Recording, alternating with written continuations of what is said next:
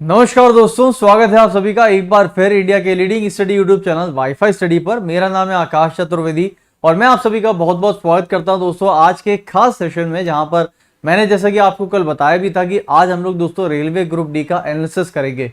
हालांकि एनालिसिस तो दोस्तों आपने सुबह से शाम तक बहुत सारे देखे होंगे और सुन भी लिए होंगे पेपर में क्या आया कैसा आया, लेकिन यहां पर दोस्तों अब जो मैं आपके सामने एनालिसिस करने वाला हूं वो ऑल शिफ्ट्स, यानी कि जितनी भी शिफ्ट्स हमारे पास हुए हैं, या कह सकते हो कि जितने शिफ्ट्स के बारे में मुझे पता चल पाया, उन सभी शिफ्ट्स में अगर हम कंपैरिजन करें यानी कि तुलना करें तो किस शिफ्ट में ज्यादा लेवल ऊपर आया, किस में नीचे आया, किन दोनों लेवल्स का अगर मैं देखूं तो कौन से लेवल बराबर था, कौन सी शिफ्ट बराबर थी, पेपर के जो क्वेश्चंस थे एग्जामिनेशन में रीजनिंग के, क्या वो हर शिफ्ट में अलग आए या फिर सेम पैटर्न रहा, ये सारी चीजें देखेंगे। और ये भी देखो, इससे क्या होगा कि हमें आगे आने वाले एग्जामिनेशन पैटर्न के बारे में भी पता चलेगा।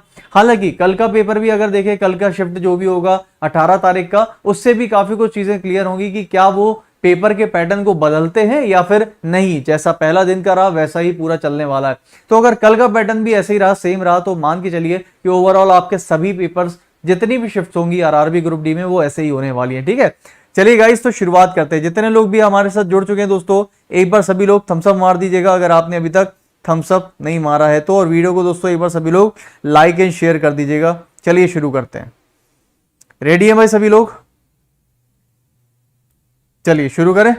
Okay, so let's start the session now. दोस्तों यहाँ पर आरआरबी ग्रुप डी का एग्जाम एनालिसिस जो मैं करूंगा, इसमें एक इतनी इंपॉर्टेंट खास बात है दोस्तों इस रीजनिंग के शिफ्ट में, जो आज मैं, जैसे कि मैंने आपको बताया, मैं आज एग्जाम सेंटर भी गया था। एग्जाम सेंटर जो मेरी सिटी में है, वहां पर जाके जो भी स्टूडेंट्स आए वो बाहर आए, उन्होंने कुछ क्वेश्चंस बताए। वो क्वेश्चंस भी मेरे पास में है, क्या क्या क्वेश्चन पूछे, किस प्रकार के क्वेश्चन, क्योंकि दोस्तों रीजनिंग के क्वेश्चन जल्दी किसी को याद नहीं हो पाते हैं, और कभी कभी क्या होता है पेपर का लेवल अगर बड़ा होता है, लेंदी होता है, तो फिर दिक्कत होती है। एक बहुत ही दोस्तों कॉमन सी बात है जो कि हर स्टूडेंट ने मुझे बताई एग्जामिनेशन सेंटर में। 3 शिफ्ट तक मैं वहां पर था, 3 शिफ्ट का मैंने स्टूडेंट से बात करी, और ज्यादातर दोस्तों मैंने जब ऑनलाइन वीडियोस देखे और जब देखा एनालिसिस जो रिव्यू, सबका ठीक था, बढ़िया था, लेकिन एक बात थी जो सबसे इंपॉर्टेंट थी और वो मिसिंग थी। वो बात जल्दी कोई बताया ही नहीं।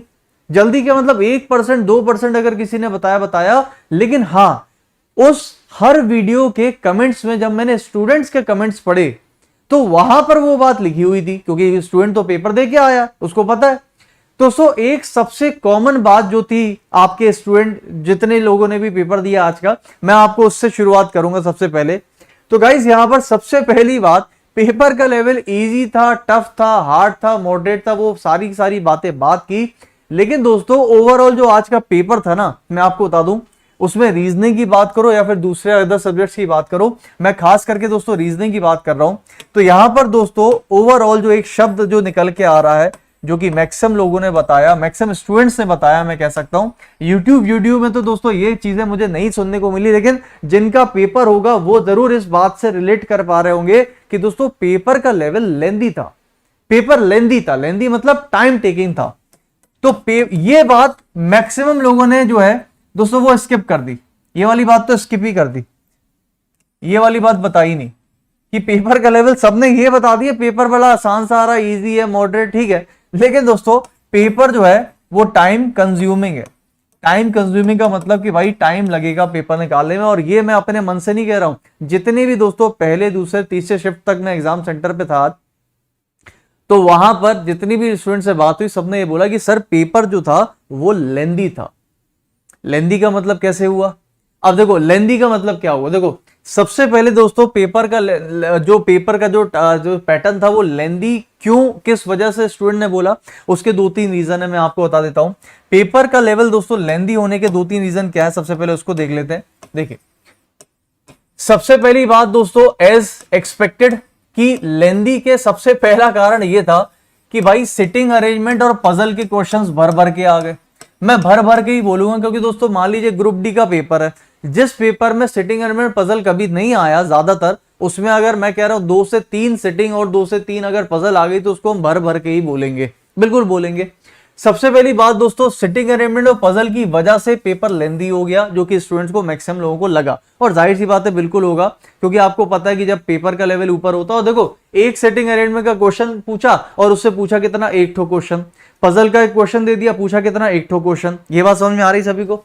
उसके बाद दूसरा दोस्तों अगर मैं बोलूं तो जो मैथमेटिकल ऑपरेटर था ना, तो मैथमेटिकल ऑपरेटर के क्वेश्चन भी थे, वो भी दोस्तों आपके टाइम टेकिंग थे, मतलब जैसे नहीं प्लस को माइनस लिखते हैं, माइनस को प्लस लिखते हैं, डिवाइड को ये लिखते हैं, वो ये सारी चीजें, तो मैथमेटिकल ऑपरेटर जो था वो भी दोस्तों आपका टाइम टेकिंग था। उसके अलावा भी जितने भी और दूसरे क्वेश्चंस आए, कोई भी क्वेश्चंस है, या अब अपन मैथ्स को भी पकड़ लेते हैं, तो गाइस वहां पर भी जो पेपर का लेवल है वो टाइम टेकिंग बताया गया, यानी कि लेंदी था। तो रीजनिंग का अगर आप ये सोच के चल रहे हो कि दोस्तों पेपर का लेवल इजी, अब आप कहोगे सर पेपर का लेवल क्या था, दोस्तों लेवल अगर मैं आपको बोलूं तो देखो लेवल जो था पेपर का वो इजी टू मॉडरेट कहा जाएगा, मैं उसको टफ लेवल नहीं बोलूंगा। पेपर का लेवल टफ नहीं था, मैं ये नहीं कह सकता दोस्तों, पेपर का लेवल बिल्कुल भी टफ नहीं था। अगर आप बोलोगे मैक्सिमम अटेम्प्ट कितने करने चाहिए, कितना सेफ अटेम्प्ट, तो मैं सच बताऊं ईमानदारी से, रीजनिंग की अगर मैं बात करूं, सो गाइस यहां पर जो अटेम्प्ट है, जितना पेपर मैंने सुना आज पूरे के पूरे सेंटर पे बैठ के, मैंने जितने भी स्टूडेंट से मुंह से पेपर सुना, सच बताऊं एक भी ऐसा क्वेश्चन नहीं था जो बनने लायक ना हो। यानी कि दोस्तों अगर मैं अटेम्प्ट की बात करूं, क्योंकि पेपर का लेवल लेंदी था, टाइम कंज्यूमिंग था, तो हो सकता है टाइम की वजह से आप पूरा पेपर ना कर पाओ रीजनिंग का, लेकिन दोस्तों सच बताऊं तो रीजनिंग के मुझे लगता है 30 में से 30 अटेम्प्ट करने लायक थे, यानी कि एक भी ऐसा क्वेश्चन नहीं था जो बने ना। क्यों?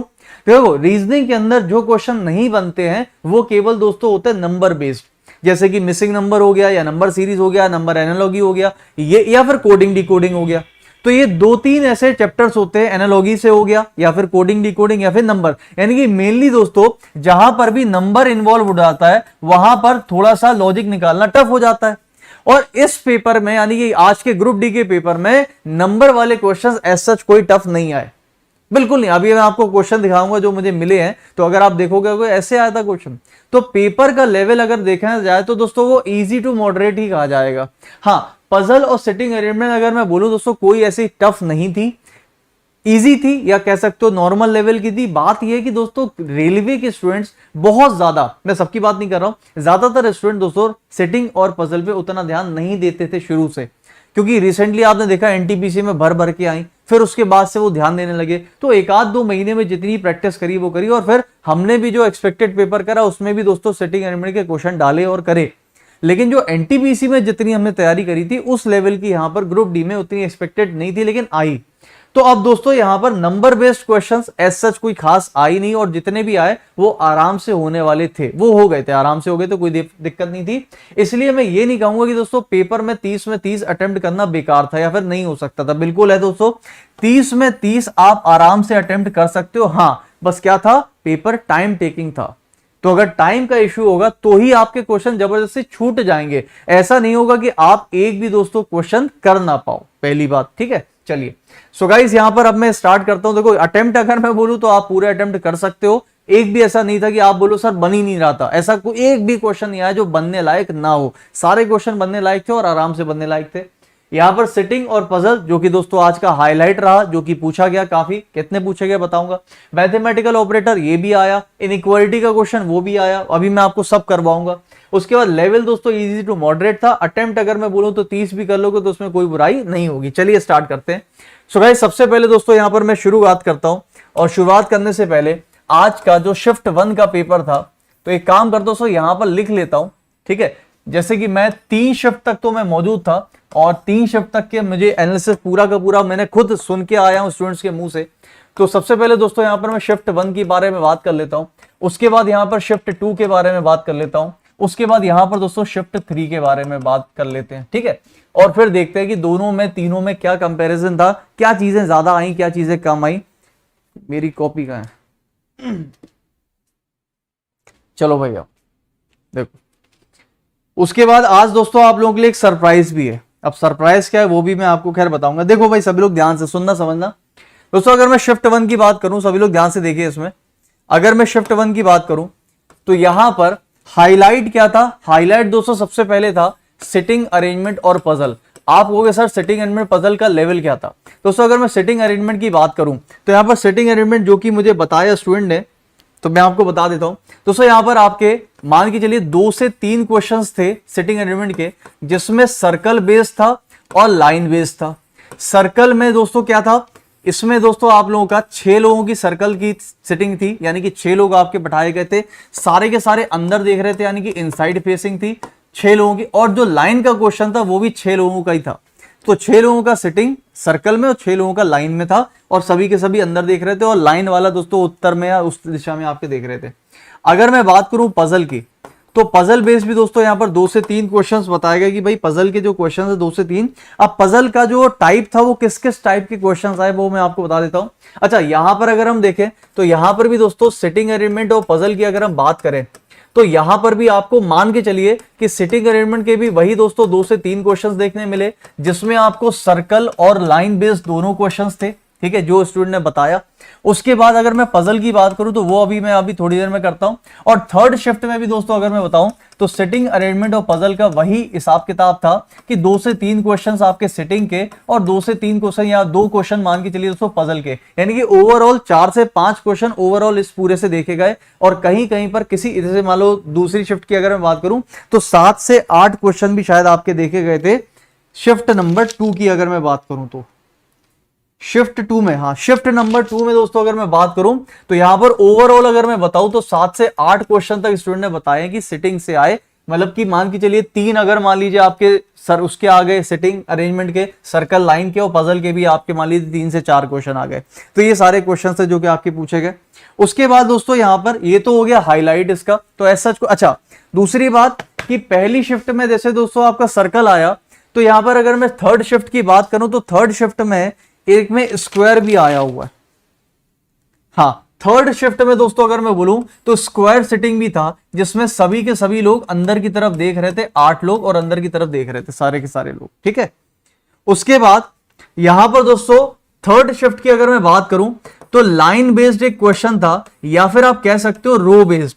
और यहां पर जो सिटिंग आपकी आई है वो कैसे आई है पता है, जैसे मान लीजिए एक बंदा यहां, एक बंदा यहां, एक बंदा यहां, यानी कि एक के पीछे एक या एक के सामने एक, यानी कि वर्टिकल लाइन का क्वेश्चन आया था, एक आगे एक पीछे, उस तरीके का क्वेश्चन आपके एग्जाम में आया। ये थर्ड शिफ्ट की मैं आपको बात बता रहा हूं, ठीक है। अभी हम सिर्फ और सिर्फ सिटिंग की बात कर रहे हैं। अच्छा, शिफ्ट नंबर 2 में अगर मैं बोलूं तो पजल किस तरह की आई दोस्तों, यहां पर पजल जो है ना वो आपकी बॉक्स बेस्ड आई थी। बॉक्स बेस्ड समझते हो, बॉक्स मतलब ऐसे फ्लोर बेस्ड होता है, जैसे मान लीजिए दोस्तों एक बॉक्स है, उसके ऊपर एक कोई बॉक्स है, उसके नीचे है, उसके नीचे, तो बॉक्स बेस्ड या फिर फ्लोर बेस्ड पजल जो है उस टाइप का क्वेश्चन एग्जाम में बताया गया। पूरा देखो क्वेश्चन याद नहीं रहता स्टूडेंट्स को, जो कि उन्होंने जितना बता पाया उसके हिसाब से हम जो समझे। तो यहां पर दोस्तों करीब करीब 2 से 3 क्वेश्चंस, करीब करीब मान कीजिए 3 से 4 आपके सर्कल के क्वेश्चंस थे आपके दोस्तों, 3 से 4। यहां पर प्लीज आप लोग इसको 3 से 4 कर लेना। शिफ्ट नंबर 2 में 3 से 4 क्वेश्चन थे सर्कल और लाइन बेस्ड क्वेश्चन, ठीक है। और सब में वही था, जैसे मान ली किसी में 6 था और इसमें दोस्तों फिर 8 लोगों का था, ठीक है। आई थिंक यहां पर 8 लोगों का सर्कल आप पे आ गया, ये हो गया आपका दोस्तों सर। तो मेन हाईलाइट तो यही था भाई सिटिंग का। तो अब बात ये आती कि सर इसका लेवल क्या था, क्या ये टफ था? नहीं दोस्तों, बिल्कुल भी टफ नहीं था। बस क्या था कि टाइम टेकिंग होता है कि रेलवे में दोस्तों क्या होता है कि हम ज्यादा तैयारी रीजनिंग की वैसे भी उतनी नहीं करते हार्ड लेवल की, और अगर कहीं को ये आ गया तो इसकी तो वैसे भी तैयारी काफी स्टूडेंट ने नहीं करी थी। लेकिन हाँ, हम लोगों ने काफी पढ़ा हुआ इसको, रेलवे एनटीपीसी जनवरी से हम लोग पढ़ते हुए आ रहे हैं सिटिंग अरेंजमेंट, तो मुझे नहीं लगता कि अपने स्टूडेंट्स को कोई दिक्कत होगी, हम लोगों ने बहुत पढ़ा हुआ है। तो यहां पर दोस्तों जितने भी क्वेश्चन थे उनका लेवल जो था वो एवरेज लेवल था, ना तो आसान बिल्कुल कहेंगे 2-3 लोगों का दे दिया, नहीं, एवरेज लेवल का था। टाइम टेकिंग था लेकिन आराम से बनाया जा सकता था, ठीक है, पहली बात। दूसरा चलते हैं आगे। देखो भाई ये तो हो गई एक बात। अब देखो आगे। अब दोस्तों यहां पर फिर से मैं आपको बता दूं, देखिए ये शिफ्ट नंबर 1, ये शिफ्ट नंबर 2 और ये शिफ्ट नंबर 3, ठीक है। अब देखो यहां पर दोस्तों नंबर सीरीज का क्वेश्चन अगर मैं बोलूं या नंबर बेस्ड या फिर मिसिंग नंबर के हिसाब से अगर मैं बोलूं तो शिफ्ट नंबर 1 में दोस्तों आपके सीरीज के क्वेश्चंस जो है ये आपको देखने मिले करीब करीब 2 सीरीज, नंबर सीरीज के क्वेश्चन आपको 2 देखने को मिले। कौन सा देखने को मिला वो भी मैं आपको बताऊंगा, अभी वो भी मेरे पास है। उसके बाद दोस्तों घड़ी का आपको क्वेश्चन देखने को मिला है, घड़ी का क्वेश्चन आया है। इसके बाद यहां पर अल्फाबेटिकल सीरीज, अल्फाबेटिकल सीरीज समझते हो? अल्फाबेटिकल सीरीज का मतलब होता है दोस्तों, जैसे कि मान लीजिए मैंने आपसे बोल दिया इस तरीके का क्वेश्चन होता है कि जान लीजिए AZC, B उसके बाद वाई, उसके बाद डी, ऐसा कुछ दे दिया, तो आगे बताइए क्या होगा। तो ये हो गया दोस्तों अल्फाबेटिकल सीरीज। तो अल्फाबेटिकल सीरीज के भी यहां पर दोस्तों आपके करीब करीब 2 क्वेश्चन आए जो कि आने ही आने हैं, मान के चलिए आप। उसके बाद सिलोजिज्म काफी हाईलाइट रहा। सिलोजिज्म दोस्तों हर शिफ्ट में आया, 2 से 3 क्वेश्चन सिलोजिज्म के हर शिफ्ट में पूछे गए, ये आप मान के चलिए। लेकिन आसान लेवल के यानी कि इजी लेवल के थे, कोई ऐसा कोई टफ नहीं थे। उसके बाद दोस्तों रक्त संबंध की अगर मैं बात करूं तो रक्त संबंध के क्वेश्चन यहां पर बोले गए हैं। 2 क्वेश्चंस आए थे, सिंपल लेवल के थे। किसी एक ने बताया कि वो कोडेड वाला था, लेकिन दोस्तों कोडेड का नहीं था। बाद में जब पता चला तो काफी स्टूडेंट ने बोला सिंपल लेवल के थे, इशारा वाले कि वो इसको इशारा कर रहा है, वो इसको इशारा कर रहा है। तो रक्त संबंध का यहां पर क्वेश्चन था। डायरेक्शन दोस्तों काफी हाईलाइट रहा। एक भी शिफ्ट में ऐसा नहीं हुआ कि डायरेक्शन का क्वेश्चन नहीं आया। और मान के चलिए दोस्तों डायरेक्शन के जो क्वेश्चंस है ना, वो भी हर शिफ्ट में आप 1 से 2 या 3 तक भी आए, 1 से 2 से 3 तक, यानी कि डायरेक्शन आया, लेकिन आसान। अब डायरेक्शन का कैसे आया, जैसे मान लीजिए कोई व्यक्ति था वो ईस्ट में देख रहा था, उसके बाद दोस्तों उस व्यक्ति ने जो ईस्ट में देख रहा था वो 90 डिग्री घड़ी की दिशा में चला गया, फिर 180 डिग्री घड़ी की विपरीत ऐसा आ गया। किसी ने बोला कि भाई वो चला रहा था ऊपर चला, फिर वो 90 मुड़ा, 90 डिग्री गया वहां पर राइट में, फिर वो नीचे आए। मतलब सिंपल लेवल के क्वेश्चन, ऐसा कोई हार्ड क्वेश्चन नहीं था। उसके बाद दोस्तों अगर मैं बात करूं कैलेंडर्स की, तो कैलेंडर्स की अलग से बात करूंगा, उसके क्वेश्चन है मेरे पास। कैलेंडर का क्वेश्चन था तो यहां पर आप नोट कर लेना, कैलेंडर का क्वेश्चन था।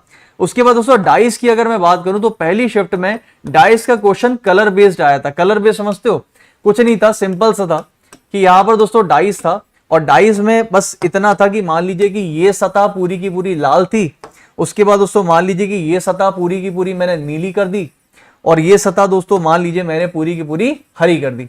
तो इस तरीके का क्वेश्चन था डाइस के अंदर, जहां पर कलर बेस्ड था, मतलब नंबर बेस्ड नहीं दिया उन्होंने, अल्फाबेट बेस्ड नहीं दिया, जो दिया वो कलर बेस्ड दिया।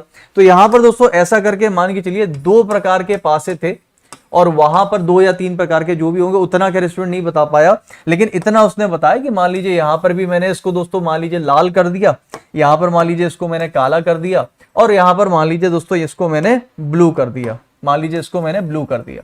और मैंने पूछा कि बताइए दोस्तों कि इसमें ब्लैक का अपोजिट क्या होगा। तो इस तरीके से कलर बेस्ड डाइस का क्वेश्चन आपका पूछा गया था। फर्स्ट शिफ्ट की बात कर रहा हूं, ठीक है। चलिए उसके बाद वेन डायग्राम का दोस्तों एक क्वेश्चन आया फॉर श्योर, ठीक है। तो वेन डायग्राम मतलब वेन आरेख, आसान सा क्वेश्चन था। सिटिंग अरेंजमेंट मैंने बना दिया आपको। कोडिंग डिकोडिंग के क्वेश्चन थे दोस्तों 4, इसको नोट कर लेना, वेरी इंपॉर्टेंट। तो कोडिंग डिकोडिंग के दोस्तों मैं यहां लिख देता हूं, कोडिंग के क्वेश्चन आपको 4 पूछे गए और वो भी लेकिन इजी लेवल के। ऐसा नहीं था कि आपसे बने ना, चारों के चारों क्वेश्चन इजी लेवल के थे, आराम से बन जाएंगे, कोई दिक्कत नहीं होगी, ठीक है। आगे चलते गाइस, यहां पर काउंटिंग फिगर बहुत इंपॉर्टेंट है। काफी लोगों ने बोला कि पहली शिफ्ट में काउंटिंग फिगर नहीं आया, बट दोस्तों काउंटिंग फिगर का क्वेश्चन था। देखो अब मैं आपको बताता हूं काउंटिंग फिगर का क्वेश्चन, देखो समझना मेरी बात ध्यान से। काउंटिंग फिगर दोस्तों यहां पर जैसे कि आपका ट्राइंगल बेस्ड आया, स्क्वायर बेस्ड आया। शिफ्ट नंबर 2 की बात करूं तो ट्राइंगल बेस्ड आ गया। तो ट्राइंगल बेस्ड या फिर काउंटिंग फिगर आपका स्क्वायर बेस्ड या रेक्टेंगल, आयत गिनना, वर्ग गिनना, त्रिकोण गिनना, वो आया है हर शिफ्ट में। कुछ लोग कह रहे थे नहीं आया, जबकि वो आया हुआ है, ठीक है।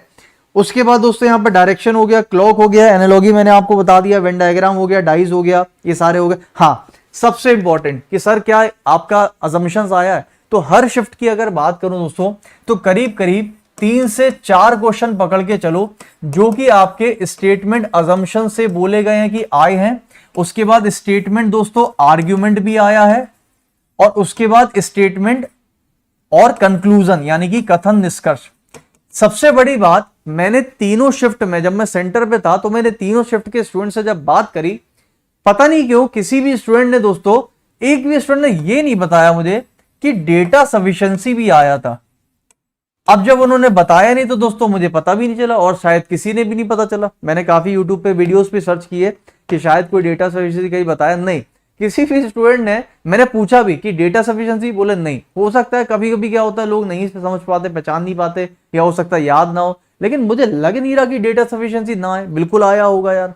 क्योंकि अगर 2018 का पेपर उठा लो तो दोस्तों हर शिफ्ट में 2-2, 3-3 क्वेश्चन डेटा सफिशिएंसी के रहते थे और ये बहुत इंपॉर्टेंट है, ठीक है ना। तो मुझे लगता है दोस्तों यहाँ पर डेटा सफिशिएंसी अभी भी क्वेश्चन मार्क है। हो सकता है शायद कल की शिफ्ट में पता चल जाए, कल फिर से जाऊंगा सेंटर देखूंगा, शायद किसी को याद हो, पता चल जाए। तो डेटा सफिशिएंसी दोस्तों आना चाहिए और बिल्कुल होना चाहिए, बट अभी ये क्वेश्चन मार्क की जगह पर है, अभी नहीं पता। तो मैंने आपको दोस्तों यहाँ पर मिरर इमेज वाटर इमेज का क्वेश्चन दोस्तों एक था, सिंपल लेवल का, कोई ऐसा नहीं था, फिगर वगैरह के सारे बता। अब देखो, अब यहां पर सबसे इंपॉर्टेंट दोस्तों जो मैं आपको बताना चाहता हूं कि क्वेश्चन किस किस तरीके के पूछे गए। अब सुनना ध्यान से, देखो ये तो पूरा एनालिसिस हो गया। तो एनालिसिस मैंने आपको दोस्तों ये बताया, सिटिंग अरेंजमेंट पजल सबसे हाईलाइट रहा, जो कि दोस्तों करीब करीब मान के चलो मैक्सिमम टू मैक्सिमम 8 क्वेश्चन तक भी गया है एक शिफ्ट में। उसके बाद दोस्तों मैथमेटिकल ऑपरेटर लेंदी टाइप के, और क्योंकि सिटिंग भी लेंदी था एक तो। उसके बाद दोस्तों इजी टू मॉडरेट लेवल का पेपर था। अगर अटेम्प्ट की बात करूं, एक भी क्वेश्चन ऐसा नहीं था जो आपसे बने ना, सारे बन सकते थे। टाइम लिमिट बस थोड़ा सा शायद मैटर कर गया, पूरे के पूरे अटेम्प्ट किए जा सकते थे। ठीक है, अब दोस्तों मैं आपको बताता हूं कौन कौन से क्वेश्चन थे जो कि पूछे गए। अब सुनना ध्यान से, यहां पर दोस्तों घड़ी का क्वेश्चन जो कि शिफ्ट 1 में बहुत ज्यादा चला कि ये पूछा गया, और बिल्कुल पूछा गया था, स्टूडेंट ने बिल्कुल बता दिया क्योंकि उसको याद था।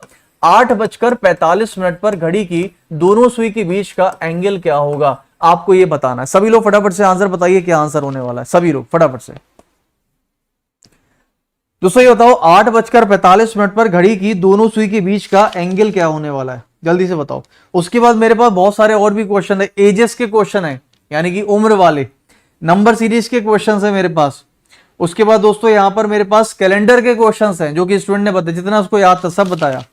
ठीक है, अब मुझे बताओ भाई इसका आंसर क्या होगा। 8:60 डिग्री पकड़ा, चलो आओ देख लेते हैं।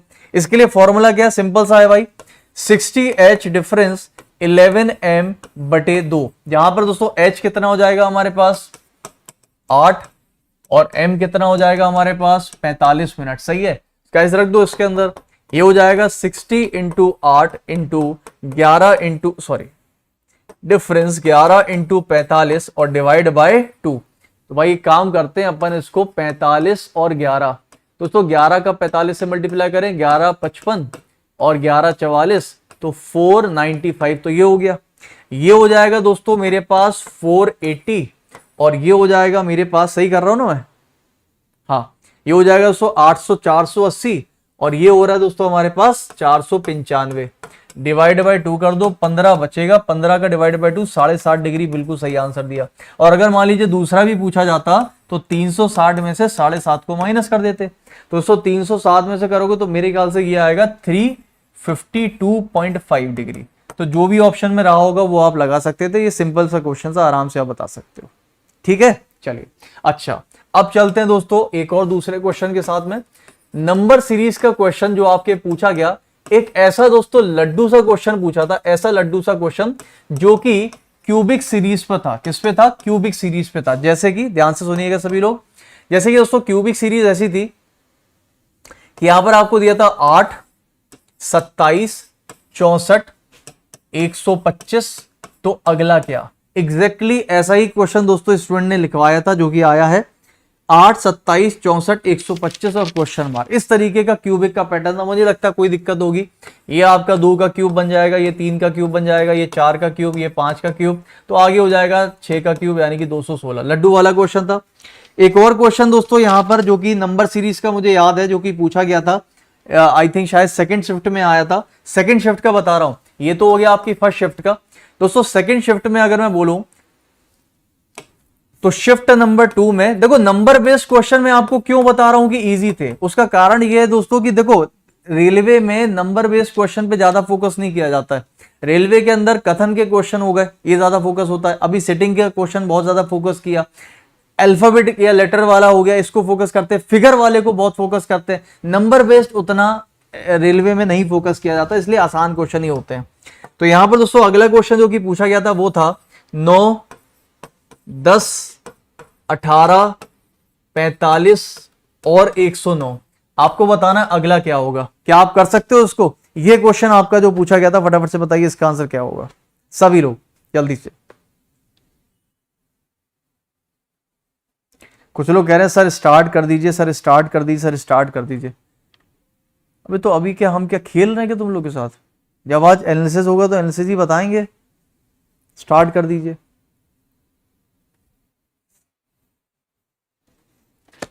नौ 10 18 45 और 109 क्वेश्चन मार्क। आगे बताओ भाई क्या होगा। सिंपल है, कैसे?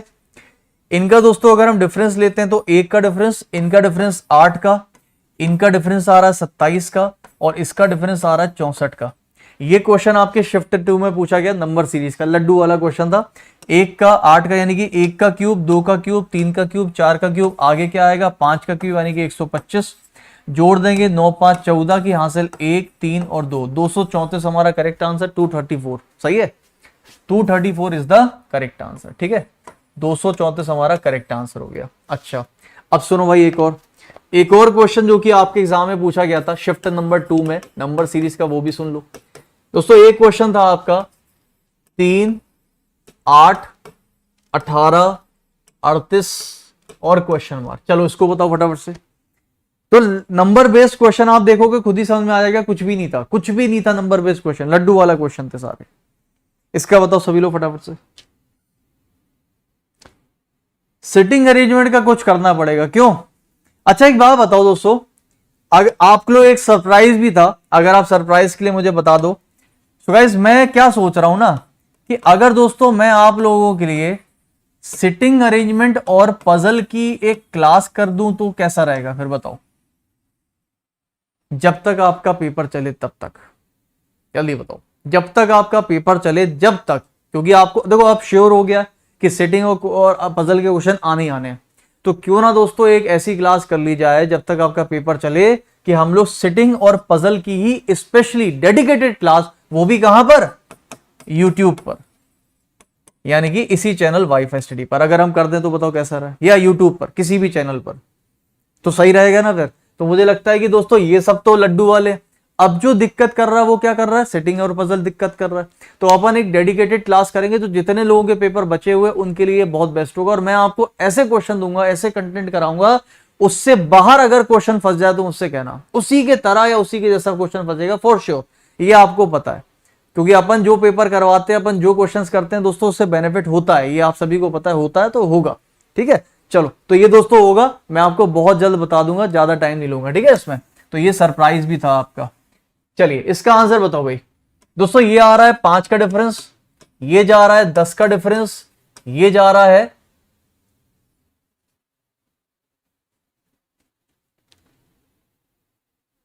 20 का डिफरेंस, तो फिर आगे कितना जाएगा, देखो 5 का दोस्तों डबल 10, 10 का डबल 20, तो 20 का डबल कितना हो जाएगा 40, तो 40 का मतलब 78, तो 78 should be the correct answer. ये दोस्तों आंसर हो जाना चाहिए हमारे पास 78। ये सही है,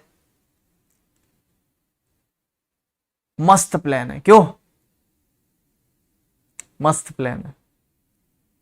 ठीक है 78 आ गया, चलेगा। इस आगे चलते हैं नेक्स्ट पे। अब देखो, अब दोस्तों मैं यहीं पर आप लोगों को जो पूछा गया क्वेश्चन है, मुझे ये स्टूडेंट ने लिखवाया, उसको याद था, स्टूडेंट को याद था, ये क्वेश्चन मैंने लिख के लेकर आया हूं आपके लिए। देखो भाई एज का क्वेश्चन जो कि स्टूडेंट को याद था, जो पूछा गया था। अब देखो पहली बात, जो लोग अगर ये सोच रहे थे कि सर ये बताओ कि जो पेपर होता है रेलवे का ग्रुप डी का, उसमें ऐसा होता है कि मतलब रीजनिंग जैसे हो गई, 30 क्वेश्चन आ गए उसको कर लिया, फिर अपनी मैथ्स आ गई उसको कर लिया, फिर जीएस आ गई उसको कर, ऐसा होता है कि ना ना ना ना ऐसा कुछ नहीं है, ना ना ना ऐसा मत सोचना भाई साहब। पता है कैसा पेपर आता है रेलवे ग्रुप डी का? ऐसा आता है कि बताइए ए का बी से संबंध क्या है, ब्लड रिलेशन चल रहा है, उसके बाद दोस्तों यहां आ गया बताओ, अच्छा cos theta minus sine theta बराबर कितना, यहां पर आ गया बताओ स्टैच्यू ऑफ यूनिटी की हाइट कितनी है, उसके बाद फिर आ गया दोस्तों यहां पर बताओ ये एक ट्राइंगल था, उसका ये कोण इतना है, तो बताओ ये कोण कितना होगा, उसके बाद आ गया बताओ दोस्तों यहां पर डायरेक्शन का, यानी कि मिक्स क्वेश्चन आते हैं। तो जब मिक्स आते हैं तो क्या होता है, जल्दी जल्दी याद भी नहीं रहते कहां क्या करना है, दिमाग मतलब क्या होता है ना, यहां पर दोस्तों रेलवे ग्रुप डी आपके साथ ऐसा खेलता है कि आपको दोस्तों अपना जो स्वभाव है वो एकदम से फ्रीक्वेंटली चेंज करना पड़ता है। एकदम से आप ट्रिग्नोमेट्री में घुसे ही थे कि पता चला आप सीधे आ गए डायरेक्शन के अंदर, डायरेक्शन से दोस्तों निकले थे पता आप स्टैच्यू ऑफ यूनिटी पे चले गए, स्टैच्यू यूनिटी की हाइट निकाल ही रहे थे कि आप रक्त संबंध में चले गए, बताओ मेरी समधी की सास मेरी क्या होगी। तो ये अपन को क्या है, एकदम से अपने जो नेचर है ना उसको अपन को चेंज करना होता है, तो ये शफल्ड होके पेपर आता है, ये सबसे बड़ी दिक्कत होती है। या तो ऐसा हो जाए पूरे के पूरे 30 एक साथ आ जाए, चलो उसी माइंड से कर दे, लेकिन यहाँ पर माइंड बार बार फ्रीक्वेंटली आपको क्या है चेंज करना पड़ेगा, ये ध्यान रखना। ठीक है, तो ये चीज याद रखिएगा, रेलवे ग्रुप डी में इस तरीका पेपर आ रहा है। ठीक है दोस्तों, मैं आपको एज का क्वेश्चन बना देता हूं, यहां पर लिख दीजिए दोस्तों, ए जो है शॉर्ट में लिख देता हूं, यहां पर क्वेश्चन क्या दिया हुआ था, सुनिएगा सभी लोग ध्यान से। एज का क्वेश्चन जो कि मुझे आज पता चला जो पूछा गया है, सुनिएगा ध्यान से सभी लोग।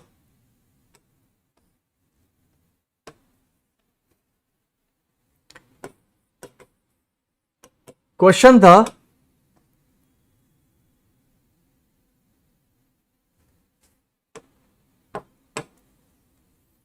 दोस्तों, ए जो है ना वो 2 गुना है बी के, और बी जो है ना वो 1/3 है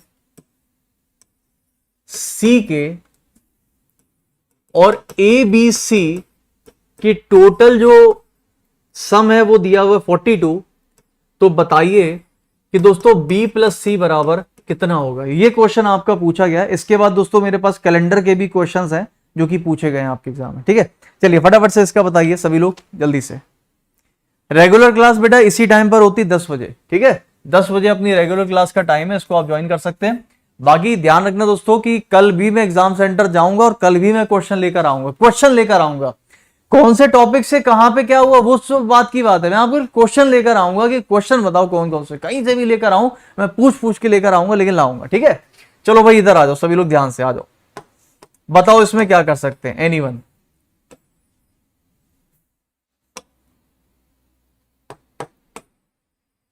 मुझे लगता है इसमें आराम से हम लोग कर सकते हैं दोस्तों। ए जो है वो 2 गुना है बी का, तो ए बराबर तो 2b हो गया, एक इक्वेशन बन गई, 3 इक्वेशन बनेगी, 3 अननोन है। बी दोस्तों 1/3 है सी का, तो बी अगर दोस्तों 1/3 है सी का तो इसका मतलब हो जाता है, यहां से हम सीधे लिख सकते हैं कि 3b बराबर सी है, ऐसा लिख सकते हैं। और यहां से एक क्वेश्चन हमारे पास है a प्लस बी सी बराबर कितना है 42। मुझे दोस्तों बी और सी चाहिए, तो फिर एक काम करता हूं ना 42, मैं एक काम करता हूं कि अगर मान लीजिए दोस्तों कि यहां पर किसी भी एक की वैल्यू निकाले तो बाकी आ जाएगा। तो एक काम करते हैं, यहां पर एक काम करते हैं दोस्तों, अपन सी को रख देते हैं। सी की वैल्यू बताओ जरा फटाफट से कितनी हो जाएगी। सी बराबर 3b है, तो यहां पर इसको सॉल्व करते हैं। दोस्तों यहां पर a प्लस बी प्लस सी, सी बराबर कितना है 3b, तो ये हो जाएगा दोस्तों आपके पास 3b, ये बराबर कितना है 42। उसके बाद एक काम करो, a की वैल्यू देख लो, a की वैल्यू कितनी है 2b, तो ये हो गया दोस्तों आपके पास 2b plus b plus 3b, ये बराबर कितना है 42। ये कितना हो गया 3 2 5 और 1 6, 6b बराबर कितना हो गया 42। तो b की वैल्यू कितनी आ जाएगी आपके पास 6। तो b दोस्तों अगर 6 है तो a कितना हो जाएगा, a हो जाएगा दोस्तों 12। क्या मैं सही बोल रहा हूं दोस्तों, यहां पर a हो गया 12। तो मुझे बताइए अगर b 6 है तो c कितना हो जाएगा, c हो जाएगा दोस्तों आपके पास 6 3 18। दोस्तों ये आ रहा है। तो यहां से दोस्तों अगर मैं आपसे बोलूं तो a की वैल्यू आ गई है मेरे पास 12, b की वैल्यू आ गई है 6 और c की वैल्यू आ गई 18। तो आपसे पूछा गया था b और c की कुल वैल्यू कितनी हो जाएगी। तो यहां पर अगर मैं बोलूं तो b प्लस सी बराबर तो आराम से आ जाएगा, b हमारे पास आ गया था 6 और 18, तो 6 प्लस 18 यानी कि 24 हमारा करेक्ट आंसर। ये आंसर था जो कि आपका पूछा गया था। अच्छा b7 आ रहा है, b7 कैसे आ गया, अरे रे रे रे रे रे रे रे रे रे रे रे रे रे रे रे रे रे। हाँ मैं समझ गया आपकी बात, आप जो कहना चाह रहे हो। सॉरी, इसको डिवाइड करेंगे तो 7 आएगा, सॉरी 7। तो अगर ये 7 हो जाएगा तो 7 दूनी 14, ए हो गया दोस्तों आपके पास 14। अब ठीक है, तो a बराबर हो जाएगा 14, b बराबर हो जाएगा 7 और b 7 है तो 7 या 21, तो c बराबर आ गया आपके पास 21। तो अब बताइए कि b प्लस सी बराबर कितना हो जाएगा। तो b आ रहा है आपके पास 7 और ये आ रहा है 21। अब कितना आ गया 28। अब ठीक है, चलिए अब ठीक है, बिल्कुल सही है भाई, 28 इज द करेक्ट आंसर। ये क्लियर हो गया सभी लोगों को, 28 इज द करेक्ट आंसर। ठीक है दोस्तों, ये क्वेश्चन आपका पूछा गया एजेस का। इसके बाद एक और दोस्तों हमारे पास क्वेश्चन है, अभी कैलेंडर के भी क्वेश्चन है वो भी बताता हूं। एक और एज का क्वेश्चन था लेकिन अफसोस वो पूरा नहीं हुआ, मतलब उसको थोड़ा सा याद था, आसान था। पिता की आयु 6 वर्ष पहले पुत्री से 6 गुना थी। तो यहां पर दोस्तों अगर मैं बोलूं तो पिता की आयु 6 वर्ष पहले, मान लीजिए यहां पर दोस्तों ये मान लो पिता की आयु अगर मैं बोलूं तो मान लीजिए ये है दोस्तों पिता, इसको एफ मान लो, और ये है पुत्री यानी कि डॉटर, तो इसको डी मान लो। तो वो कह रहे हैं कि पिता की जो आयु थी 6 वर्ष पहले, तो 6 वर्ष पहले पिता की आयु मतलब f-6 है, ये बराबर थी 6 गुना अपनी पुत्री के। तो फिर 3 वर्ष के बाद बताइए पुत्री की आयु क्या होगी। इतना ही क्वेश्चन स्टूडेंट बता पाया दोस्तों। 3 वर्ष के बाद पुत्री की आयु मुझे नहीं लगता ऐसे निकाल पाओगे, क्योंकि दो इक्वेशन, दो अननोन है और एक इक्वेशन है। एक कोई डेटा है जो मिसिंग था, जो उसको याद नहीं था, खैर उसको छोड़ देते हैं। अब दोस्तों मैं आपको ले चलता हूं क्वेश्चन नंबर कैलेंडर की तरफ। आइए दोस्तों कैलेंडर का क्वेश्चन कर लेते हैं, जो कि पूछा गया था आपसे। कैलेंडर का क्वेश्चन जो शिफ्ट नंबर 1 में आया था वो था दोस्तों डेट से डे निकालने का, और कैलेंडर का क्वेश्चन जो आपसे शिफ्ट नंबर 2 में पूछा गया था वो था आपको बैक डेट का क्वेश्चन। आइए दोस्तों अब कैलेंडर के क्वेश्चन पे चलते हैं। आइए सभी लोग ध्यान से, कैलेंडर का पहला क्वेश्चन जो मैं आपको अब बताने वाला हूं, सभी लोग ध्यान से देखना। और अभी दोस्तों मैं आप लोगों के लिए सिटिंग अरेंजमेंट के भी क्वेश्चन लेकर आया हूं। डोंट वरी, अभी सिटिंग के भी क्वेश्चन करेंगे हम लोग। चलो इधर आ जाओ सभी लोग फटाफट से, इसको आ जाओ। कैलेंडर का क्वेश्चन जो पूछा गया था शिफ्ट नंबर 1 में, कैलेंडर का क्वेश्चन जो आपसे पूछा गया था शिफ्ट नंबर 1 में, आइए इसको देख लेते हैं। सो गाइस यहां पर जो कैलेंडर का क्वेश्चन पूछा गया था शिफ्ट नंबर 1 में, और वो था दोस्तों आपका 18 अगस्त 1953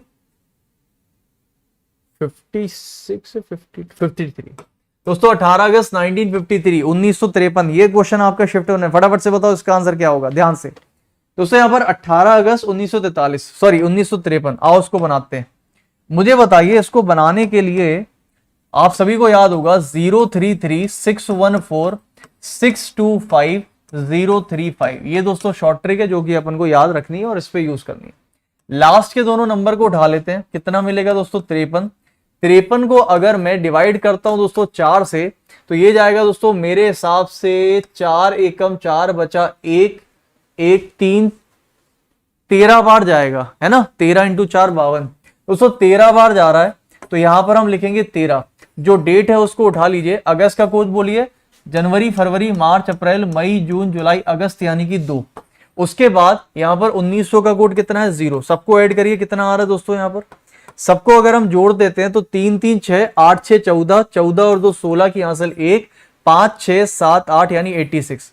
86 को 7 से डिवाइड करोगे आई थिंक दोस्तों 84 बार चला जाएगा पूरा, क्योंकि 7 एकम 7 बचा दोस्तों दुनी 4, 2 बच रहा है मंगलवार। ऐसा कुछ आंसर था। जो ये मेरा बनाया क्वेश्चन नहीं है, ये वो क्वेश्चन है जो स्टूडेंट ने मुझे लिखवाए हैं। ये जितने भी क्वेश्चन मैंने अभी तक आपको कराए हैं शिफ्ट 1 2 3 के, ये सारे के सारे क्वेश्चन दोस्तों स्टूडेंट ने लिखवाए हुए क्वेश्चन हैं, ठीक है। चलिए अब दोस्तों आते हैं दूसरे पे। अगला क्वेश्चन जो कि आप पूछा गया था आज आपके शिफ्ट में, उसको भी ले लेते हैं। सभी लोग ध्यान से देखना, कैलेंडर का ही क्वेश्चन है, ये बड़ा प्यारा सा क्वेश्चन था, ध्यान से देखिएगा सभी लोग। तो कैलेंडर का ही क्वेश्चन दोस्तों जो कि पूछा गया शिफ्ट नंबर 2 में, आइए उसको देख लेते हैं सभी लोग ध्यान से। कल भी लेकर आऊंगा आपके लिए क्वेश्चन बहुत सारे, ठीक है। कल भी तैयार है ना, उसके बाद नहीं, फिर उसके बाद देखो आइडिया लग जाएगा। देखो हम भी ज्यादा टाइम वेस्ट नहीं करना चाहते, हम आगे की शिफ्ट पे अब ध्यान देना चाहते हैं, आगे के स्टूडेंट्स को। तो कल भी अपन करेंगे एनालिसिस, लेकिन कल भी क्वेश्चंस के साथ में करेंगे। आज भी अभी क्वेश्चंस बहुत है, सेटिंग के भी क्वेश्चन अभी हैं, सेटिंग के भी क्वेश्चन है मेरे पास, सुनते जाना सभी लोग। चलो भाई दूसरा क्वेश्चन जो कि कैलेंडर का पूछा गया था, ध्यान से सुनिएगा सभी लोग। तो यहां पर दोस्तों कैलेंडर का क्वेश्चन था 15 मार्च, दिख रहा है सभी को, नहीं दिख रहा, 15 मार्च 2022 को मंगलवार। तो बताइए कि 15 मार्च 2020 को कौन सा दिन था। चलिए देखते हैं कौन कौन इसको सही कर सकता है, फटाफट से बताओ आंसर जल्दी से। दोस्तों 15 मार्च 2022 को अगर मंगलवार था तो 15 मार्च 2020 को कौन सा दिन रहेगा। गाइस एक बार वीडियो को लाइक तो कर दो यार, आज लाइक तो करे ही नहीं आपने। अच्छा हमने बोला नहीं इसलिए नहीं करा, एक बार वीडियो को लाइक मार दो, मजा आ जाए।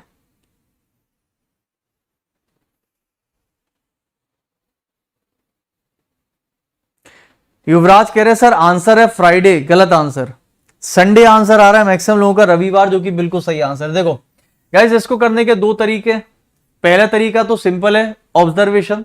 यहां पर अगर आप ध्यान से देखो तो दोनों डेट सेम है, दोनों के दोनों महीने सेम है। तो जब भी कभी दोस्तों डेट सेम होती है, महीने सेम होते हैं, तो हम उनको टच नहीं करते, हम केवल साल से साल तक जाते हैं। अगर आप ध्यान से देखो दोस्तों तो 15 मार्च दिया हुआ है, तो 15 मार्च से 15 मार्च 2021 तक, पूरा पूरा एक साल का वक्त हो गया। समझना मेरी बात को। अगर मैं बोलूं आपसे कि दोस्तों 15 मार्च 2022 से मैं 15 मार्च 2021 आ जाऊं, यानी कि जस्ट पीछे आ जाऊं, तो ये पूरा पूरा दोस्तों एक साल का गैप आ गया। ये एक साल में एक विषम दिन होता है, यानी कि एक एक्स्ट्रा दिन बढ़ता है बस। और अगर दोस्तों मैं यहां पर 15 मार्च 2021 से 2020 तक आ जाऊं, 15 तक, तो अब ध्यान से देखना आप दोस्तों 15 मार्च 2021 से पीछे चले हो। ये चीज मैं क्यों बता रहा हूं, क्योंकि काफी लोग कहते हैं सर ये तो लीप ईयर है और लीप ईयर में तो 2 एक्स्ट्रा दिन होते हैं। अब समझना ध्यान से दोस्तों, यहां पर आप ध्यान सभी लोग क्या कर रहे हो, 15 मार्च 2021 यानी कि 21 मार्च से पीछे आ रहे हो, तो मतलब फरवरी, जनवरी, दिसंबर चलते चलते कहां तक जा रहे हो, केवल 15 मार्च 2020 तक। दोस्तों 15 मार्च 2020 तक आप खत्म हो जाओगे, वहीं पर आप रुक जाओगे। इसका मतलब आप 29 फरवरी तो क्रॉस ही नहीं किए। तो जब भी दोस्तों यहां पर 29 फरवरी क्रॉस नहीं करे हो, तो यहां पर लीप ईयर का कोई लेना देना नहीं होता है। ये भी आपका पूरा पूरा एक साल का गैप आ गया। टोटल हो गए 2 साल के गैप, और 2 साल के गैप में हमेशा 2 दिन का डिफरेंस आएगा, क्योंकि एक साल में 1 दिन और 2 साल में 2 दिन। तो यहां पर क्योंकि ये बैक डेट का क्वेश्चन है, 22 से 20 आना है, तो पीछे आ जाओ। आंसर क्या आएगा भाई आपका, संडे। तो Sunday is the correct answer, जो कि बिल्कुल सही है। ये तो हो गया एक तरीका जो कि मैंने आपको बताया। दूसरा दोस्तों एक तरीका जो कि अपन को पता है क्या, कि जो छोटा वाला साल होता है उसको हमेशा ऊपर लिख लो। यानी कि दोस्तों 15 मार्च 2020 जो हमें पता करना है उसको ऊपर लिख लिया, छोटा वाला हमेशा ऊपर लिखो। और यहां पर आपसे मैंने बोला 15 मार्च 2022, ठीक है, इसको आपको दिया हुआ है मान लीजिए मंगलवार। तो तरीका क्या है, जब भी डेट सेम है टच मत करो, महीना सेम है टच मत करो। क्या सेम नहीं है, ये। तो यहां पर दोस्तों 2020 से लिखना शुरू करो। 2020 में 2 विषम दिन होंगे, फिर 2021 आ गया, इसमें 1 विषम दिन, क्योंकि ये नॉर्मल साल है, और आखिरी वाला साल कभी भी हमने लिखने को मना कर दिया। टोटल विषम दिनों की संख्या कितनी आ गई, 3 आ गई। लेकिन लेकिन लेकिन मैंने आप लोगों को एक्सेप्शन बताया था। क्या, जब भी दोस्तों साल जो है ना वो लीप ईयर होता है, ऊपर वाला चाहे नीचे वाला, तो उसमें कुछ एक्सेप्शंस है। क्या एक्सेप्शंस है, ध्यान रखना।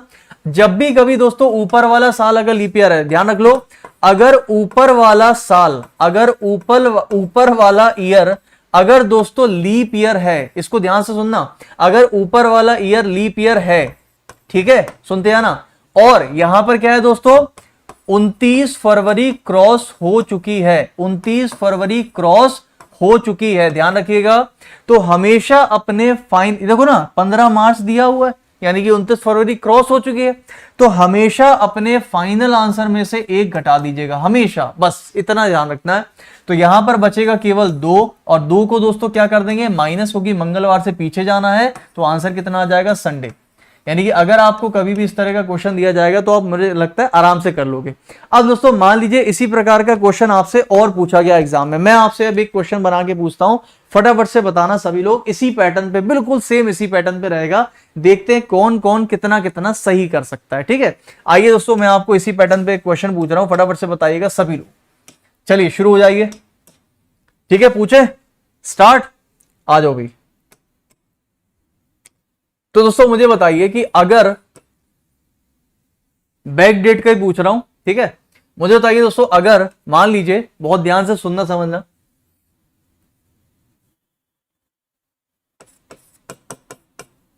अगर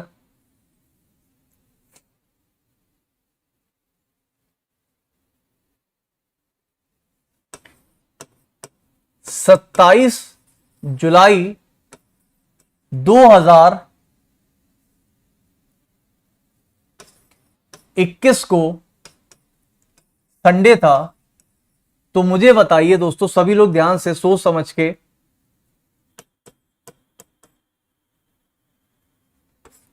कि 15 जुलाई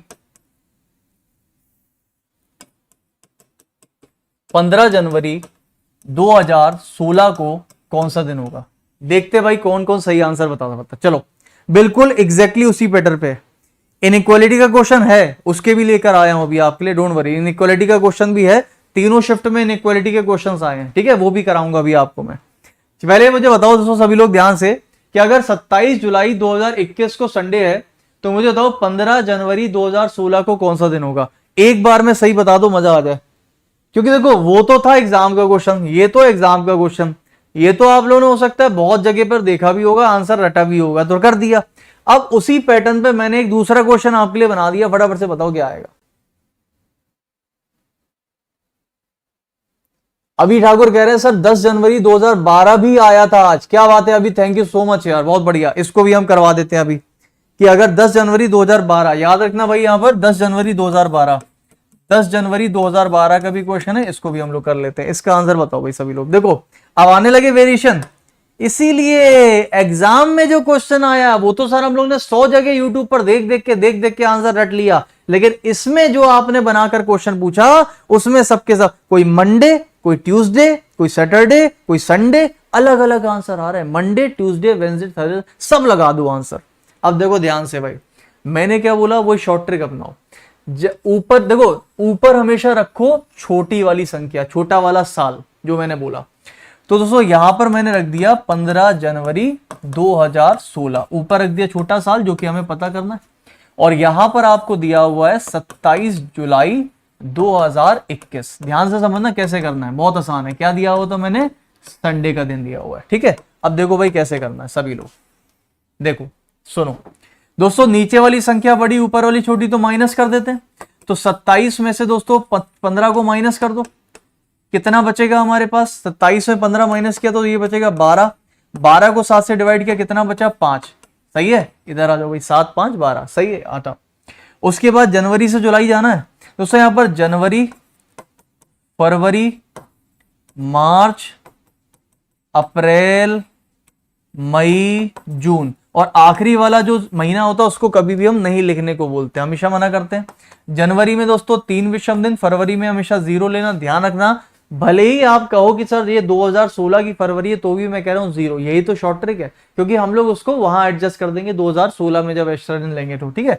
यहां पर 3 विषम दिन, यहां 2 विषम दिन, यहां 3 और यहां 2, टोटल कितने हो गए दोस्तों, 3 2 5 2 7, ये तो कैंसिल हो गया, बचे कितने, 3 3 6, टोटल विषम दिन 6 आ गए। अब इधर आ जाओ, 2016 में 2 विषम दिन, 2017 1 विषम दिन, 2018 1 विषम दिन, 2019 1 विषम दिन, 2020 2 विषम दिन, और लास्ट वाला दोस्तों कभी भी नहीं लिखते हैं तो नहीं लिखेंगे, जाहिर सी बात है। टोटल कितने हो गए, 2 2 4 और 3 3 2 कितने हो गए दोस्तों 5, सही, सॉरी 2 2 4 3 7, ले ये तो 7 हो गया, 7 से 7 को डिवाइड 0, ये तो दोस्तों 0 आ गया। तो टोटल विषम दिन जो हमारे पास आए हैं वो आए हैं दोस्तों 5, और यहां से 6, 5 6 कितने हो गए 11। टोटल विषम दिनों की संख्या कितनी आ गई दोस्तों हमारे पास, 11 आ गई। लेकिन अभी मैंने आपको एक चीज क्या बताई कि जब भी कभी दोस्तों ऊपर वाला साल अगर लीप ईयर है, क्या लिखा था, ऊपर वाला साल अगर लीप ईयर है और 29 फरवरी अगर क्रॉस हुई है, तो हमेशा फाइनल आंसर में से -1 करने को बोला था, हमेशा फाइनल आंसर में से -1 करने को बोला था। लेकिन दोस्तों ऊपर वाला साल अगर लीप ईयर है और यहां पर 29 फरवरी क्रॉस नहीं हुई है, तो कुछ भी माइनस नहीं करना, कुछ भी प्लस नहीं करना, कुछ नहीं करना, कुछ नहीं करना है, बस इतना ही कर दो जितना आप कर रहे हो। दोस्तों इसको कर देंगे हम 7 से डिवाइड, और ये बचेगा आपके पास 4। बस यहां पर संडे में 4 दोस्तों घटाना है, क्योंकि बैक डेट का क्वेश्चन है, तो संडे से 4 दिन पीछे चले जाओ, सैटरडे, फ्राइडे, थर्सडे और वेंसडे। मुझे नहीं लगता दोस्तों किसी का भी आंसर यहां पर वेंसडे आया था, किसी का नहीं, सबका आया था Monday, Sunday, Tuesday, Saturday. But इस क्वेश्चन का करेक्ट आंसर आ रहा है बुधवार, जो कि बिल्कुल सही है। ये समझ में आ गया सभी को? कुछ लोग कह रहे सर ये 5 कैसे आया, 5 कैसे आया बेटा, 27 में 15 को माइनस किया 12, 12 को 7 से डिवाइड करोगे, जितना बचेगा उसको 5 लिखते हैं। ये बेसिक है, ये बेसिक है। बेसिक ऑफ कंप्यूटर्स अगर, सॉरी बेसिक कंप्यूटर कह रहा है, बेसिक ऑफ कैलेंडर अगर नहीं आता अच्छे से तो फिर बेकार है। खैर अब चलते हैं दोस्तों आगे, ठीक है। अब आ जाओ भाई आगे, अब सुनना सभी लोग ध्यान से, देखो भाई, अब देखो भाई ध्यान से। अब दोस्तों यहां पर इनइक्वालिटी से भी क्वेश्चन आए थे आपके, इनइक्वालिटी से भी क्वेश्चन आए थे, एक एक क्वेश्चन इनइक्वालिटी से देखने को मिला। इनइक्वालिटी जानते हो सभी लोग क्या होता है? देखो इनइक्वालिटी कहते हो, हाँ सर हम तो सब जानते हैं, इनइक्वालिटी तो हम सब जानते हैं, बिल्कुल जानते हैं। कैसे जानते हैं सुनो, मैंने बोला ए बड़ा बराबर है बी के, बी बराबर है सी के, बी बड़ा है डी से, डी छोटा ई से। अगर आप सबको इनइक्वालिटी आती है तो मैं आपसे सिंपल एक क्वेश्चन पूछूंगा, अगर बता सकते हो तो बता दो, ठीक है। सिंपल एक पूछूंगा बस। अब देखो भाई ध्यान से गाइस, मुझे बस आप इतना बता दो मैं यहां पर आपके सामने लिख रहा हूं कुछ चीजें, मुझे बताना सही गलत क्या है क्या नहीं, बस इतना बता दो, बस और कुछ नहीं चाहिए मुझको।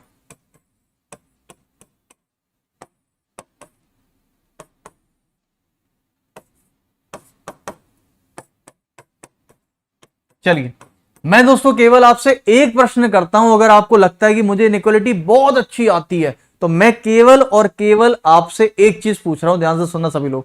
बेटा फरवरी का कोड हमने 1 नहीं लिया, उसका कारण है क्योंकि हमने 2016 में 2 ले लिए। देखो क्या होता है कि अगर आप फरवरी में एक दिन ले लोगे यहां पर, क्योंकि आप कहोगे सर 2016 लीप ईयर है, फरवरी में 29 दिन होंगे तो एक ले लो, तो बेटा अगर हम यहां फरवरी में एक दिन ले लेते यहां पर, तो फिर 2016 में हम 2 दिन क्यों लिखते फिर, क्योंकि वो फरवरी की वजह से तो हुआ था एक, तो जब आपने एक यहां ले लिया तो फिर यहां एक लेना पड़ेगा, तो फिर वो हमारी कैलकुलेशन बेकार हो जाएगी। तो हमारा जो तरीका वो ये है कि हम फरवरी को हमेशा 0 रखते हैं, हमेशा। अब देखो भाई यहां पर मैं आपसे क्या पूछ रहा हूं, मुझे बता देना, देखते हैं कौन कौन सही कर सकता है। मैं आपसे केवल दोस्तों इतना पूछ रहा हूं कि ये बता दो इनमें से कौन सा निष्कर्ष 100% गलत, यानी कि दोस्तों डेफिनेटली फॉल्स, हिंदी में अगर बोलें तो दोस्तों पूर्ण रूप से असत्य,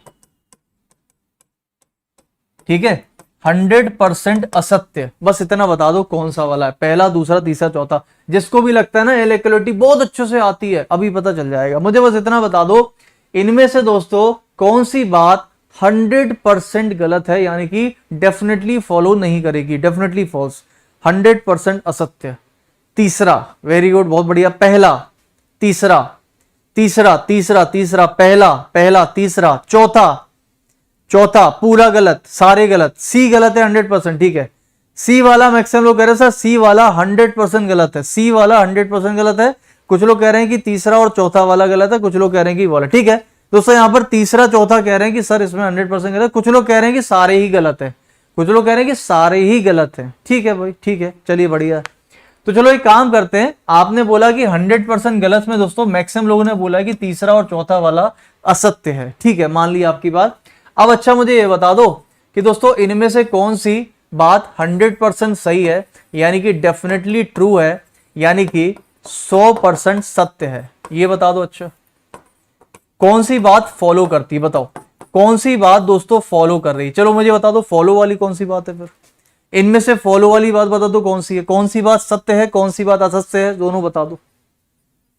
only A, only two, only one, ठीक है, only two, only one, only B, ठीक है। ऑल रॉन्ग कह रहे हैं, एक कह रहे हैं सर सारे ही गलत है, ओके ठीक है, नाइदर है, कुछ लोग कह रहे हैं दोनों सही है, पहला दूसरा दोनों सही है, ठीक है दोस्तों।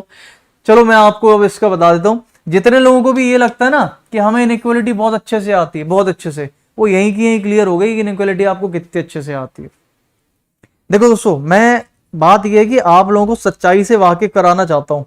इनइक्वालिटी हमने पढ़ा जरूर होगा, बहुत ज्यादा, बहुत पढ़ा होगा आपने कहीं ना कहीं, लेकिन उसका बेसिक कॉन्सेप्ट बहुत तगड़ा होता है, इतना आसान नहीं है इनइक्वालिटी करना जितना आप समझ रहे हो।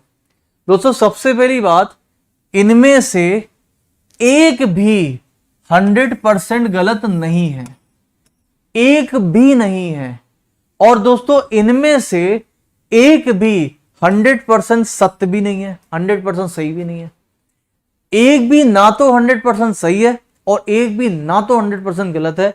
दोस्तों ये सारे के सारे डाउटफुल हैं, ये सारे के सारे डाउटफुल हैं, ये सारे के सारे डाउटफुल हैं, ये सारे के सारे डाउटफुल हैं। अब आप कहोगे सर ये कैसी बात आपने कर दी, एक भी 100% सही नहीं है और एक भी 100% गलत नहीं है, क्योंकि इस चैप्टर के अंदर दोस्तों 100% सही होना अपने में एक अलग बात होती है, 100% सही होना अपने में एक अलग बात होती है। कैसे होती है मैं आपको समझाता हूं। मुझे एक बात बताओ, इनइक्वालिटी के अंदर इसको बोलते हैं असमानता, यानी कि दोस्तों इनइक्वालिटी का मतलब क्या है, असमानता। मतलब कि इनइक्वालिटी दोस्तों एक तरीके से क्या होता है पता है, ये होता है दोस्तों तुलना करना, यानी कि कंपैरिजन। और कंपैरिजन कितने लोगों के बीच में होता है, कम से कम 2 लोगों के बीच में, कम से कम 2 लोग चाहिए कंपैरिजन में। और जब भी आप किसी दोस्तों एक चीज की दूसरी चीज के साथ के कंपैरिजन यानी कि तुलना करते हो, तो क्या क्या रिजल्ट निकल के आता है। जैसे कि आप हैं और आपका कोई भाई है, तो या तो आप किसी से बड़े यानी कि आप अपने भाई से बड़े होगे, या आप उससे छोटे होगे, या आप उससे बराबर होगे। सो गाइस यहाँ पर या तो आप किसी से बड़े, या तो आप छोटे, या तो आप बराबर, ये तीन ही चीजें होती है, तीन के अलावा कुछ नहीं होता। तो मुझे अच्छा एक बात बताओ सभी लोग ध्यान से कि दोस्तों पहले वाले में क्या दिख रहा है आपको। देखो पहला वाला देखो जरा ध्यान से, a बड़ा बराबर है b के, b बराबर है c के, ये तो लिखा है। दोस्तों मुझे बताइए कि a जो है वो बड़ा या बराबर है b से और b बराबर है c के, यही तो मतलब हुआ।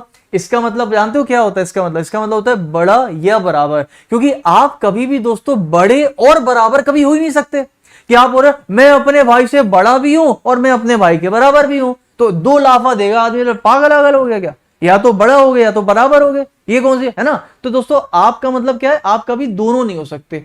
तो इस चीज का मतलब क्या है? इस चीज का मतलब दोस्तों ये है, अगर मैं इसको दो भागों में बांटू तो इसका मतलब क्या आ रहा है कि देखो a बड़ा है b से और b बराबर है b से, यानी कि मैंने पहले बराबर वाला बड़ा वाला ले लिया, या फिर अब मैं नीचे वाला अगर लूं दोस्तों यहाँ पर a बराबर है b के और b बराबर है c के। ये बात समझ में आ गई सभी लोगों को?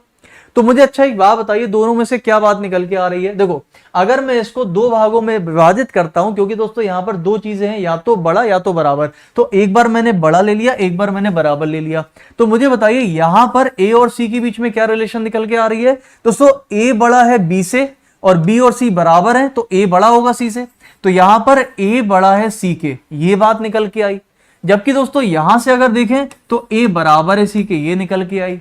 इसका मतलब कि इस इक्वेशन से अगर मैं बोलूं तो a और c के बीच में दो बातें निकल के आ रही हैं कि या तो दोस्तों a c के क्या होगा? बड़ा होगा, और या फिर a c के बराबर होगा। मतलब कि हम ये नहीं कह सकते कि वो केवल बड़ा होगा या वो केवल बराबर होगा, इन दोनों में से कोई ना कोई एक बात होगी, बट कौन सी होगी ये हम कभी नहीं कह सकते।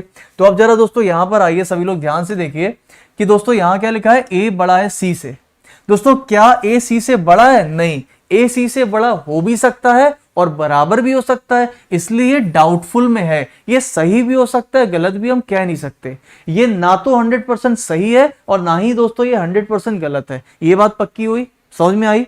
अब आप लोग कह रहे होगे सर ये बताओ कि तीसरा और चौथा वाला तो 100% गलत होना चाहिए, आपने इसको क्यों कह दिया कि ये भी 100% सही नहीं है, सॉरी 100% गलत क्यों नहीं है? आप कहोगे सर ये कैसे a e के बराबर कैसे हो गया? मैं अब आपको समझाता हूं। दोस्तों ये क्वेश्चन दिख रही है आप सभी लोगों को? ध्यान से सुनना आप सभी लोग, ध्यान देखो। दोस्तों मान लीजिए मैंने बोला a बड़ा है b से और b छोटा है मान लीजिए e से, ऐसा लिख दिया मैंने। और मैंने अगर मान लीजिए आपसे पूछा अच्छा बताओ a बराबर है e के, क्या ये बात सही है? मैंने मान लीजिए आपसे पूछा अच्छा बताओ कि a बड़ा है e से, क्या ये बात सही है? मैंने आपसे पूछा अच्छा बताओ कि a छोटा e से, आप पता क्या हो गए? आप में से मैक्सिमम लोग कहोगे सर ये भी 100% गलत है, ये भी 100%, ये भी 100%, ये 100% गलत है। क्यों? क्योंकि आप कहेंगे सर a और e के बीच में कोई रिलेशन बन ही नहीं रही, तो वो 100% गलत हो जाएगी। a कभी e के बराबर हो ही नहीं सकता। सब लोग ये कहोगे सर a कभी e के बराबर हो ही नहीं सकता। मैं कह रहा हूं क्यों नहीं हो सकता, मैं करके दिखा दूंगा इक्वल। कैसे? देखो भाई, अच्छा मुझे एक बात बताइए, यहां पर a जो है वो b से क्या है? बड़ा है। दोस्तों अगर a b से बड़ा है तो a हमेशा ही b से बड़ा रहेगा। तो अगर मान लीजिए दोस्तों अगर a b से बड़ा है तो a की वैल्यू अगर 5 है तो b जो है दोस्तों अब हमेशा 5 से छोटा होगा। मान लीजिए 4 हो सकता है, मान लो 3, 2, 1 कुछ भी हो सकता है। अच्छा ये बताओ e जो है वो b से हमेशा क्या है? बड़ा है।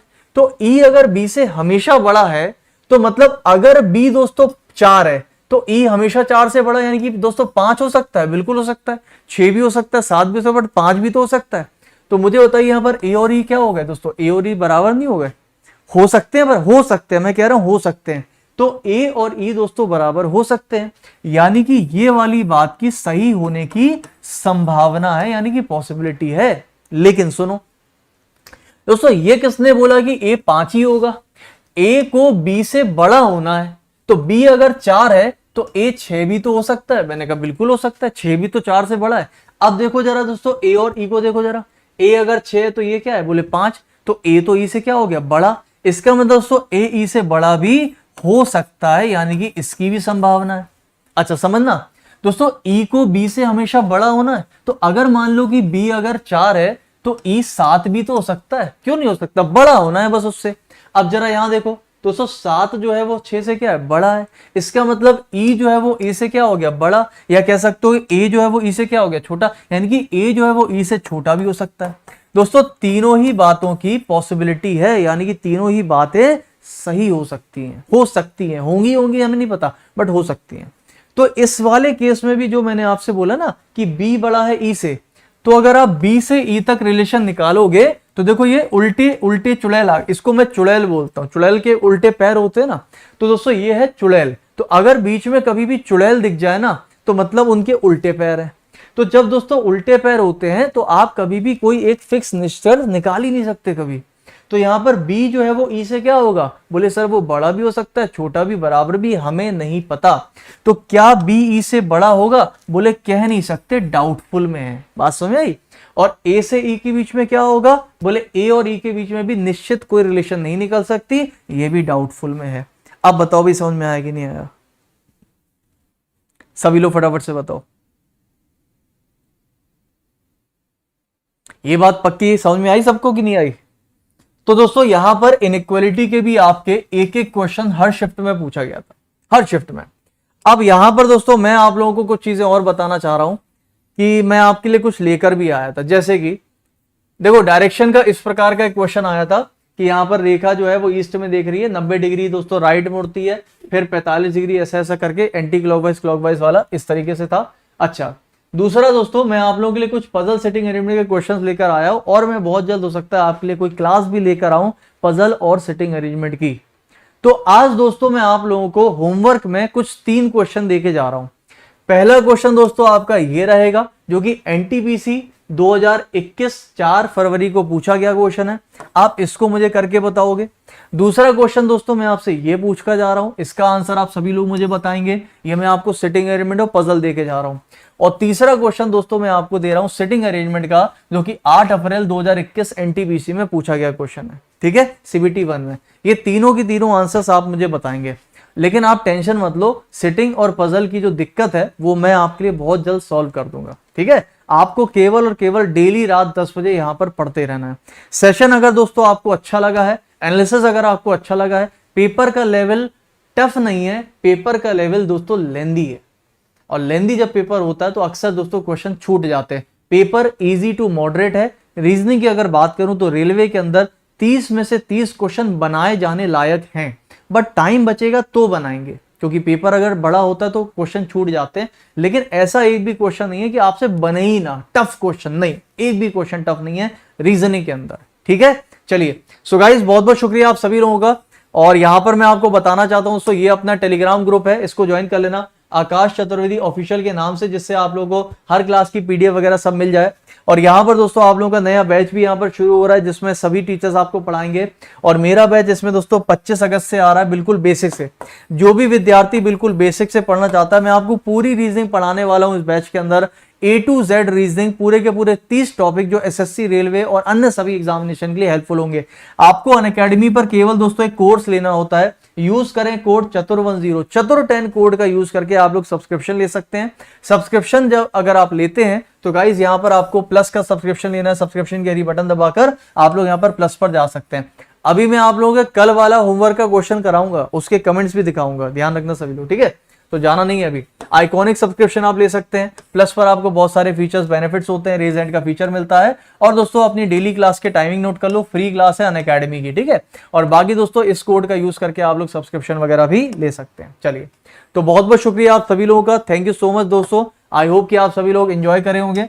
कल मैंने आप लोगों से एक क्वेश्चन पूछा था, और दोस्तों कल का क्वेश्चन ऐसा था कि मैंने आपसे बोला था कि गाय है जो कि 2 लीटर दूध देती है, और दोस्तों बफेलो यानी कि भैंस है जो कि 5 लीटर दूध देती है, और दोस्तों बकरी यानी कि गोट है जो कि केवल और केवल 250 ग्राम दूध देती है, ठीक है।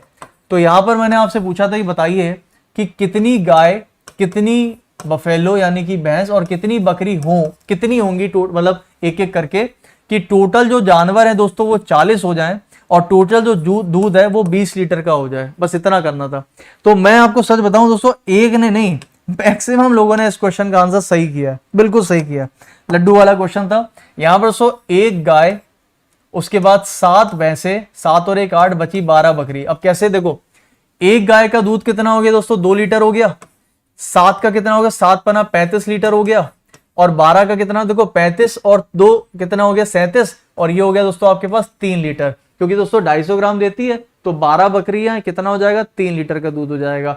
तो यहाँ पर दोस्तों 35 और 3 38 और 2 40, तो 40 लीटर तो दोस्तों आपका 40 लीटर तो दूध हो गया आप लोगों का, और 20 हो गए टोटल जानवर। देखो जा 12 8 12 7 19 और 1 20, तो 20 हो गए जानवर और 40 लीटर का हो गया आपके पास दूध। तो ये था इस क्वेश्चन का करेक्ट आंसर। ठीक है, अब मैं आप लोगों को फटाफट से दिखा देता हूं कि यहां पर कितने लोगों ने आंसर करे थे और कितने सारे करेक्ट आंसर्स आए हैं। चलिए फटाफट से देख लेते हैं। वीडियो को एक बार सभी लोग दोस्तों लाइक एंड शेयर करते रहिएगा। ठीक है, चलिए आइए सभी लोग फटाफट से देख लेते दोस्तों इसमें कितने लोगों ने सही सही आंसर किया है। आइए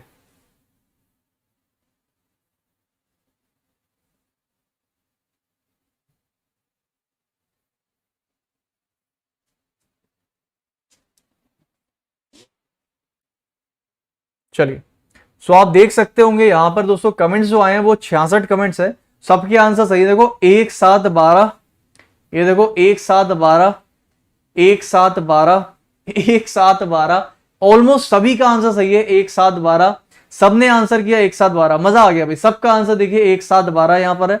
तो आप सभी लोग अपने अपने नाम पढ़ सकते हो, जुनेद खान, महानायक, यहां पर भी 1 7 12, सभी के आंसर सही है दोस्तों 1 7 12, सभी के आंसर सही है 1 7 12 सही है।